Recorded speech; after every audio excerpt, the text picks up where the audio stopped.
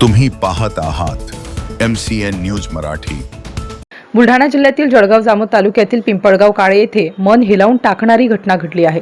गावालगत अचानक आलेल्या वन्यरोहित्यांच्या झुंडीने धुमाकूळ घालत 5.5 वर्षीय निष्पाप चिमुकलीला गंभीर जखमी केलाय।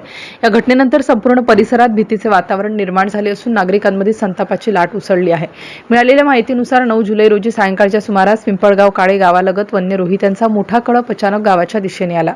याचवेळी घराबाहेर असलेल्या 5.5 वर्षीय चिमुकलीवर हल्ला झाल्याने ती गंभीर जखमी झाली। आरडाओरडा ऐकून ग्रामस्थांनी धाव घेत चिमुकलीची सुटका केली। घटनेनंतर कुटुंबियांनी आणि ग्रामस्थांनी तातडीने तिला अकोला येथील एका खासगी रुग्णालयात दाखल केलं। सध्या चिमुकलीवर अतिदक्षता विभागात उपचार सुरू असून तिची प्रकृती गंभीर असल्याची माहिती समोर आली आहे। या घटनेने आणखी एक गंभीर प्रश्न ऐरणीवर आला आहे। गावालगत वन्य प्राण्यांचा वाढता वावर नागरिकांच्या जीवावर बेतू लागला असून विशेषतः लहान मुलांच्या सुरक्षिततेचा प्रश्न निर्माण झाला आहे। त्यामुळे वन विभागाने या समस्येकडे गांभीर्याने लक्ष देण्याची मागणी ग्रामस्थांकडून होत आहे। दरम्यान पीडित कुटुंबाची आर्थिक परिस्थिती अत्यंत हलाखीची असल्याने उपचाराचा खर्च उचलणे त्यांना कठीण जात आहे। त्यामुळे जळगाव जामोद वन विभागाने तात्काळ आर्थिक मदत जाहीर करावी अशी मागणी डॉक्टर प्रशांत राजपूत यांनी निवेदनाद्वारे केली आहे।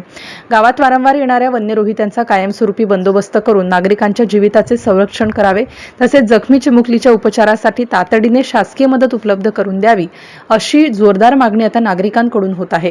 MCN न्यूज मराठीसाठी वैभव वडोदे, पिंपळगाव काळे। परिसरामध्ये वन्य प्राण्यांचे हल्ल्याचे घटनांमध्ये वाढ झालेली आहे। नेमकं कालच गावामध्ये पिंपळगाव काळे गावामध्ये एका छोट्या मुलीवर रुही या वन्य प्राण्यांनी हल्ला केलेला आहे आणि त्या हल्ल्यामध्ये ती मुलगी गंभीर जखमी असून तिला अकोल्याच्या खाजगी रुग्णालयामध्ये ICयूमध्ये भरती केलेली आहे।